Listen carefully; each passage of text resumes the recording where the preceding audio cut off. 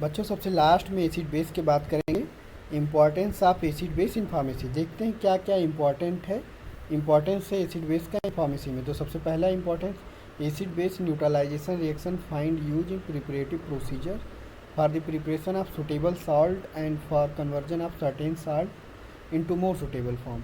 दूसरा है acid base are use in analytical procedure which are involving acid base titrations.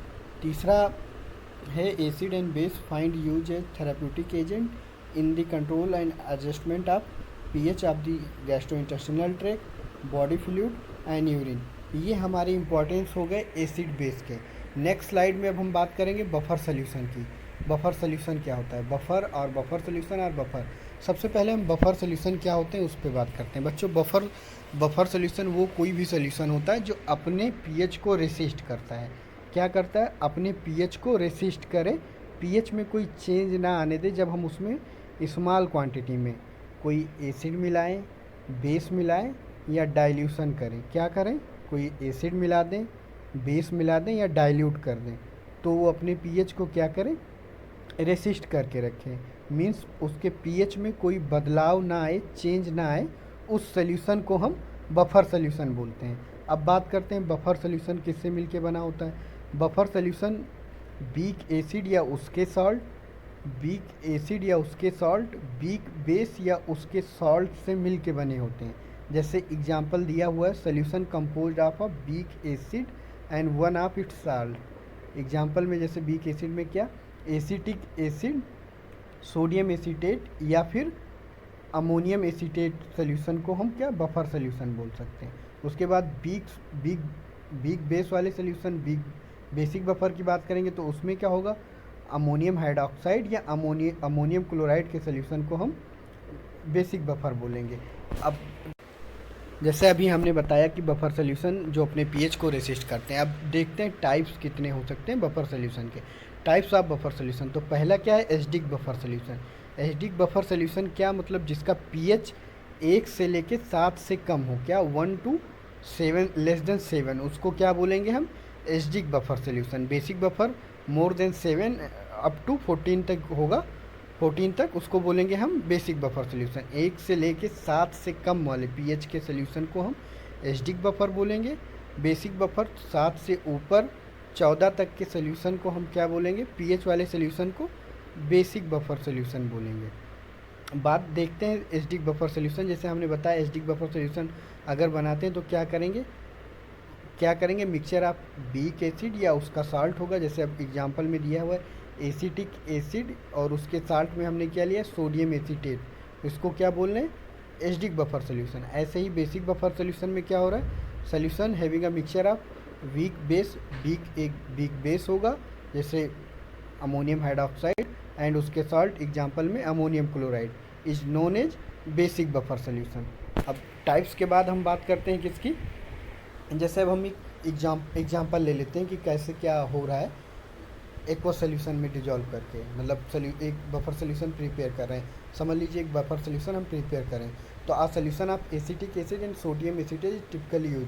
ये कौन से बफर की बात हो रही, ये एसिडिक बफर की बात हो रही है। हमने एसिटिक एसिड लिया, एक्वा सोल्यूशन में क्या हो रहा है, एसीटेट आयन दे रहा है, हाइड्रोनियम आयन दे रहा है। फिर वो हाइड्रोनियम आयन हाइड्रॉक्साइड आयन के साथ जब वो करता है, कंबाइन होता है, तो क्या क्या बन जाता है, वाटर मालिक्यूल, 2 वाटर मालिक्यूल बनते हैं। ऐसे ही जब हम उसके साल्ट क्या सोडियम एसीटेट को एक्वा सोल्यूशन में करते हैं तो वो क्या देता है, वो भी फिर एसीटेट आयन देता है एंड सोडियम आयन देता है। अभी मैकेनिज्म की बात करेंगे, बफर मैकेनिज्म की, कि ये अपने पीएच को कैसे रेसिस्ट करता है। हम आगे मैकेनिज्म की बात करेंगे तो डिटेल में बताएंगे कि ये अपने पीएच को कैसे रेसिस्ट करता है। अब बात करते हैं, अब जैसे अभी मैंने एसिडिक बफर की बात कर ली, अब ऐसे ही बेसिक बफर का एग्जांपल है जैसे solution of ammonium hydroxide and ammonium chloride is typically use. Ammonium chloride and क्या होता है एक्वा सोल्यूशन में, डिसोसिएट होके अमोनियम आयन देता है, क्लोरीन माइनस आयन देता है। फिर अमोनिया एक्वा सोल्यूशन के साथ क्या देता है, डिसोसिएट होता है अमोनियम आयन में प्लस हाइड्रॉक्साइड आयन में। अब बात करेंगे क्या प्रॉपर्टीज़ क्या क्या हो सकते हैं, बफर सोल्यूशन की प्रॉपर्टीज़ क्या हैं। तो पहला जो प्रॉपर्टी है बफर सोल्यूशन का, the pH of buffer solution remain constant. क्या होगा, पीएच जो है वो हमेशा कांस्टेंट ही रहेगा। दूसरा क्या, the pH of solution does not change on dilution, जैसे हमने पहले ही बताया था कि उसका पीएच कौन कौन से कंडीशन में नहीं बदलेगा। हम अगर उसमें बफर सोल्यूशन में एसिड ऐड कर दें, बेस ऐड कर दें या डाइल्यूट कर दें, स्मॉल क्वांटिटी में एसिड ऐड करें, स्मॉल क्वांटिटी में बेस ऐड करें या डाइल्यूट कर दें, तो क्या होगा, उसका पीएच बदलेगा नहीं। तो वही सेकेंड पॉइंट लिखा है प्रॉपर्टी में, the pH of solution does not change on dilution. Dilution करने पे उसका पीएच नहीं बदलता। The pH does not change even after addition of small quantity of acid और बेस। फोर्थ क्या है, the pH of buffer solution does not change on keeping for long time. क्या करते हैं, हम उसको लंबे समय के लिए रख भी दें तब भी उसका पीएच बदलता नहीं है। अब बफर इक्वेशन की बात करते हैं। बफर की प्रॉपर्टीज़ हो गई बफर सोल्यूशन की। अब बफर इक्वेशन क्या होता है, तो मान लेते हैं कुछ कंसीडर करते हैं। Consider a buffer solution obtained by, मतलब मिलता है या बनाते हैं, मिक्सिंग अ वीक एसिड, जिसको हम रिप्रेजेंट किससे कर रहे हैं, एच से एंड इट्स साल्ट, जो उसका वीक एसिड और उसके साल्ट या वीक बेस या उसके साल्ट। तो जो यहाँ पे वीक एसिड है वो है हम एच एंड उसका जो साल्ट है उसको एम से रिप्रेजेंट कर रहे हैं, मान ले रहे हैं, कंसीडर करते हैं। तो the dissociation of H A given H plus and A minus, जब ये डिसोसिएट होता है एक्वा सोल्यूशन में, डिसोसिएट होकर क्या दे रहा है, एच प्लस और ए माइनस, एंड एम ए क्या दे रहा है, M plus A minus.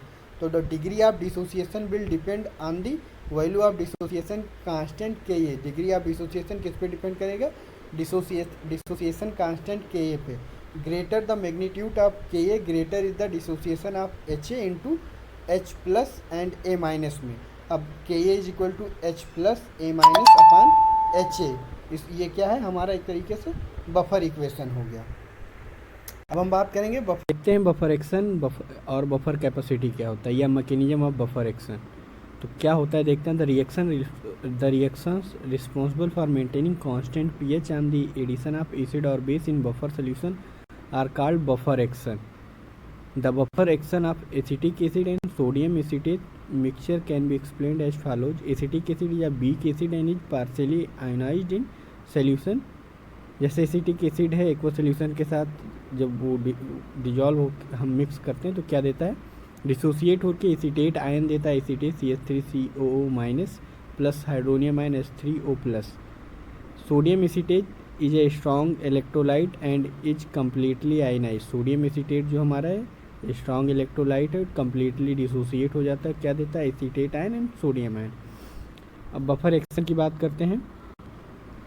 When a small amount of acid is added to this mixture, H plus ion of acid combine with equal number of acetate ions to form acetic acid molecule, जिससे क्या होता है उसका pH constant रहता है। जैसे let's suppose मान लिया एसिटिक का हमने ये एसिडिक बफर था, हमने क्या किससे मिलके बनाया, एसिटिक एसिड एंड उसके सॉल्ट से बनाए सोडियम एसीटेट से। तो CH3COOH है, CH3COOH जब एक्वा सोल्यूशन में या मिक्स करते हैं तो डिसोसिएट होकर क्या दे रहा है, CH3COO minus plus H plus. मान लिया अब इसमें हम कोई एसिड ऐड कर दे रहे हैं, ठीक है। उससे पहले हम एक बार फिर से जनरली बता दे रहे हैं, जैसे CH3COH एसिटिक एसिड और सोडियम एसीटेट CH3CONA, ठीक है। तो ये क्या देगा, दोनों एसीटेट माइनस आयन देंगे, एसीटेट CH3CO माइनस, ठीक, और प्लस H प्लस और Na प्लस। अब मान लिया हम इसमें स्मॉल क्वांटिटी में एसिड ऐड कर दे रहे हैं, ठीक, स्मॉल क्वांटिटी में क्या कर दे रहे हैं, एसिड ऐड कर दे रहे हैं। जैसे एग्जांपल ले ले रहे हैं HCl जब हम इस सोल्यूशन में ऐड करते हैं तो क्या होता है, CH3CO माइनस ऑलरेडी उस सोल्यूशन में है, जो कि क्या होता है, HCl आता है, तो H प्लस Cl माइनस में डिसोसिएट होकर क्या करता है, CH3CO माइनस के साथ कंबाइन होके एसिटिक एसिड बना लेता है, जिससे क्या होता है उसका पीएच रिमेन कांस्टेंट। क्या कितने मॉलिक्यूल के साथ, इसमें लिखा है equal number of acetate ion, जितने एसीटेट आयन प्रेजेंट होंगे उतने के साथ वो कंबाइन होके एसिटिक एसिड बनाएगा, जिससे क्या होगा, सोल्यूशन में एसिटिक एसिड का कंसंट्रेशन बढ़ जाएगा और पीएच कांस्टेंट रहेगा। अब हम बेस की बात कर लें, जब बेस ऐड करते हैं तो क्या होता है, when a small amount of base is added the OH minus ion of the base neutralize the acid molecule. क्या करता है, बेस जो हाइड्रोक्साइड आयन होता है वो H प्लस आयन को न्यूट्रलाइज कर देता है टू फॉर्म सोडियम एसीटेट। जैसे मान लिया हमारा एसिटिक एसिड था, ठीक, OH माइनस उधर आया, इधर CH3CO एग्जाम्पल दिया CH3COH, प्लस OH माइनस, कोई बेस था सोडियम हाइड्रोक्साइड हमने ऐड किया, क्या कर रहा है CH3CO माइनस में वो डिसोसिएट होता है और प्लस EH2O बना देता है, जिससे अब ये क्या हो रहा है, उधर हमारा सोडियम एसीटेट ईजिली फॉर्म हो जा रहा है और pH में कोई चेंज नहीं हो रहा है। ये एक तरीके से क्या है, मैकेनिज्म ऑफ बफर। ऐसे ही अब हम ये एसिडिक बफर में था, हमने एसिड बेस ऐड किया तो कैसे अपने pH को ये मेंटेन कर ले रहा है।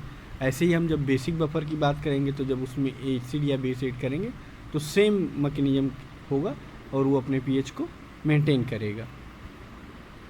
मैकेनिज्म ऑफ बफर बात करते हैं, बफर कैपेसिटी क्या होती है। उस बफर कैपेसिटी तो the resistance to change of pH now remain to be discussed in more quantitative way. जैसे अभी तक हमने बात किया कि बफर कैपेसिटी या मैकेनिज्म ही है, तो अब उसको और मोर क्वांटिटेटिव वे में हम बात करेंगे कि बफर कैपेसिटी ये है। तो the magnitude of resistance of buffer to pH change is refer to as the buffer capacity. इसको बफर कैपेसिटी, इसको इस सिंबल को बफर कैपेसिटी बीटा, इस सिंबल को हम क्या बोल रहे हैं, buffer capacity. It is also known as buffer efficiency, buffer index बोल सकते हैं, बफर कैपेसिटी बोल सकते हैं, या buffer index and buffer value भी इसको कह सकते हैं। तो बफर, जो बफर कैपेसिटी का थ्योरी थी या बफर कैपेसिटी जिन्होंने बताया, वो सबसे पहले किसने बताया, Van Slyke introduce the concept of buffer capacity and define it as, कैसे डिफाइन किया, द अमाउंट ऑफ एसिड या बेस, अमाउंट जो होगा एसिड या base that must be added to the buffer to produce a unit change of pH। क्या होगा, unit change of pH। उसके बाद इन्होंने इक्वेशन दिया, कौन सा equation, beta is equal to delta B delta pH। ठीक, डेल्टा pH, तो डेल्टा क्या है, फाइनाइट या लिमिटेड चेंज, डेल्टा बी क्या है, is the small increment in gram equivalent per liter of strong base added to the buffer solution, delta pH change in pH। तो अब according to this equation the buffer capacity of solution has a value of 1 when the addition of 1 gram equivalent strong base या acid to 1 liter of the buffer solution result in change of 1 pH unit। इसको क्या बोल रहे हैं हम, buffer के। अब buffer system की बात करते हैं, बफर कैपेसिटी के बाद हम बफर सिस्टम की बात करते हैं। Blood is maintain at a pH about 4.7। The plasma contain carbonic acid, bicarbonate and acid, alkali also base, sodium salt of phosphoric acid as buffer.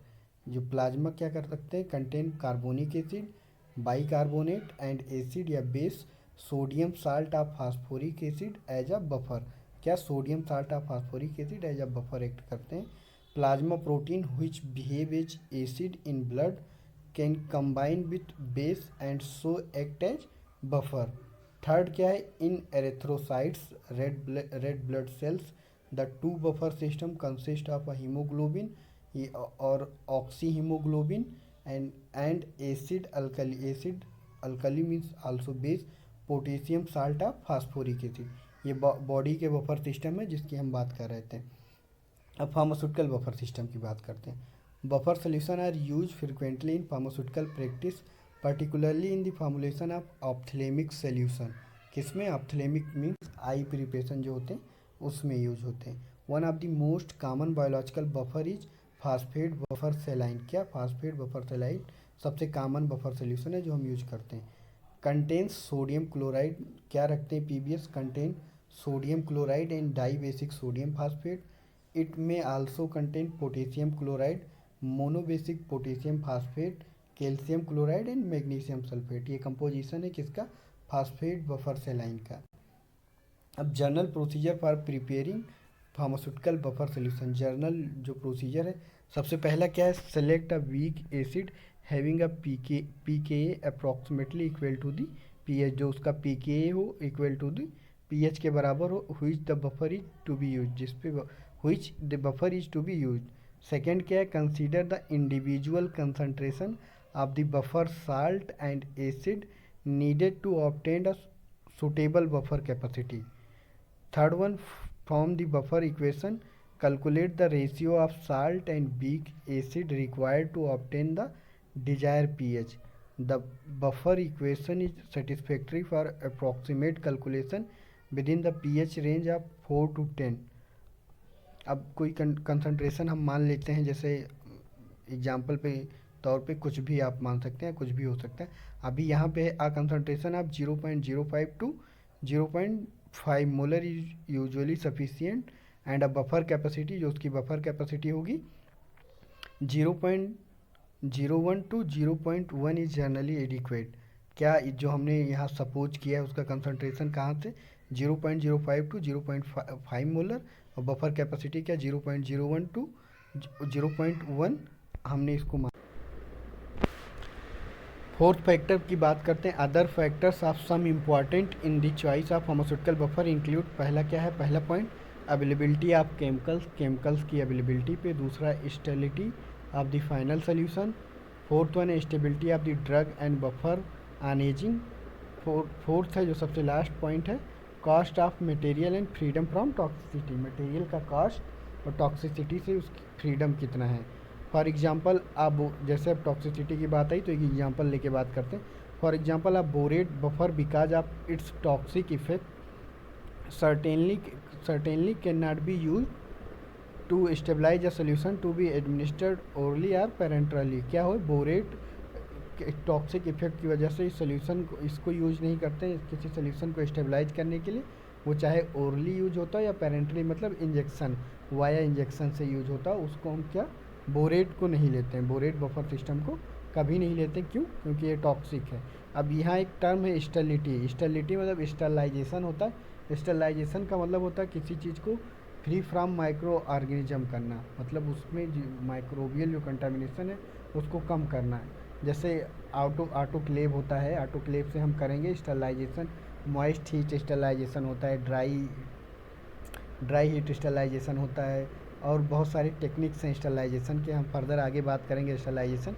अभी स्टरलाइजेशन का मतलब किसी चीज़ को क्या करना, फ्री फ्रॉम माइक्रो ऑर्गेनिज्म करना, उसको क्या बोलेंगे स्टरलाइजेशन। तो वही लिखा है sterility of the final product. अब हम किसकी बात करेंगे, फिफ्थ पॉइंट की। Finally determine the pH and buffer capacity of the completed buffer solution using a reliable pH meter. जो हमारा वो होगा, हमने बफर सोल्यूशन बनाया उसका क्या पीएच डिटरमाइन करेंगे, buffer capacity by using a pH meter. PH meter से हम क्या करेंगे, उसके पीएच को चेक कर लेंगे। सब कुछ केसेस में हम क्या करते हैं, पीएच को sufficient accuracy obtain by the use of pH paper से। अब पीएच मीटर और पीएच पेपर की बात करते हैं। पीएच मीटर से क्या होता है, हम डेसिमल में भी उसके पीएच को कैलकुलेट कर सकते हैं। जैसे मान लिया जो हमने सोल्यूशन बनाया उसका पीएच था 4.2 या 3.5, एसिडिक था तो ऐसा हो सकता है, बेसिक रहा होगा, हो सकता है 8.2 रहा हो या 9.2 रहा हो, तो डेसिमल में भी उसका पीएच रेंज कैलकुलेट हो जाएगा। किससे, पीएच मीटर से। इसमें क्या होगा, पीएच पेपर से हम डिफिनिट एग्जैक्ट डिजिट नहीं, इसमें हम एक राउंड फिगर में कैलकुलेट कर पाएंगे पीएच। जैसे हमने पीएच पेपर को अपने बफर सोल्यूशन में डिप किया तो वो कलर आ जाएगा, और पीएच स्केल पे हम उस कलर पे मैच कर लेंगे कि इसका पीएच क्या हो, जिस कलर पे मैच कर रहा होगा वो पीएच होगा। अब 1 हो सकता है, 2, 3, 4, 5, 7 के बाद 8, 7, जो जिस कलर पे वो मैच करेगा वो उसका पीएच हो जाएगा। तो पीएच मीटर और पीएच पेपर में क्या होगा, हम इसमें राउंड फिगर में ही खाली बस पीएच को अपने देख सकते हैं। पीएच मीटर से क्या होगा, एकदम एक्यूरेट एंड डेसिमल में भी जो हमारा पीएच होगा एग्जैक्ट वो डिटरमाइन होगा। अब नोट में क्या लिखा है, नोट देखते हैं। It may be found that the pH calculated by use of buffer equation is somewhat different from the experimental value. क्या हो सकता है, जो हमने कैलकुलेट किया है पीएच को अपने इक्वेशन से, बफर इक्वेशन से, वो एक्सपेरिमेंटल वैल्यू से जो हमने बनाया है उससे थोड़ा बहुत डिफर हो सकता है। This is to be expected when activity coefficient are not taken into account. ये कब हो सकता है, जब एक्टिविटी कोफिशिएंट नहीं हमने लिया होगा, नहीं माना होगा, तब ये हो सकता है। सीधी सी बात क्या है, जो हमने जैसे कैलकुलेट किया पीएच, हमने इक्वेशन से कैलकुलेट करके बनाया कि ये साल्ट लेंगे और इतने पीएच का, जैसे मान लिया 4.5 का था, और हो सकता है जब हमने बफर सोल्यूशन बनाया तो उसका पीएच आ रहा 4.3 या 4.6। डेसिमल में उसका मतलब वेरिएशन हो सकता है, डेसिमल पॉइंट में वेरिएशन। जैसे माना हमने 4.5 कैलकुलेट करके एग्जैक्ट आया था, वो हो सकता है 4.8 हो गया हो या 4.1 या 4.2। तो ये वही नोट लिखा है कि कोई वेरिएशन थोड़ा बहुत आ सकता है। अब हम इसके बाद सबसे, ये हमारा लास्ट था buffer solution, mechanism of buffer and buffer solution क्या होते हैं, बफर इक्वेशन, बफर कैपेसिटी की बात कर ली। आई होप आपको सारी चीज़ें इसमें समझ में आ गई होंगी। अब इसके आगे नेक्स्ट हम बात करेंगे क्या, आइसोटोनिक सोल्यूशन की। आइसोटोनिक सोल्यूशन क्या होते हैं, आइसोटोनिसिटी मेजरमेंट कैसे करेंगे, वो हम नेक्स्ट स्लाइड में बात करेंगे। Thank you.